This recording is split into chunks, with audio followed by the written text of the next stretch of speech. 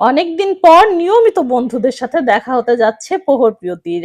School বিষয়টা প্রহরপ্রিয়তি খুবই enjoy করে, আর যতই পড়ার চাপ থাকুক না কেন প্রতিদিন বন্ধুদের সাথে দেখা হবে, কথা হবে, এটা ভেবে প্রহরপ্রিয়তি ভীষণ খুশি ছিল।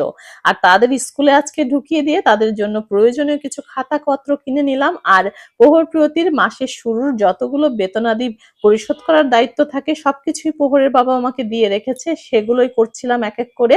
আর আজকে ভেবেছিলাম যে অনেকদিন যেহেতু আমি হাঁটাহাঁটি করছি না ওইভাবে, তাই আজকে হাঁটতে হাঁটতেই বাসায় ফিরবো।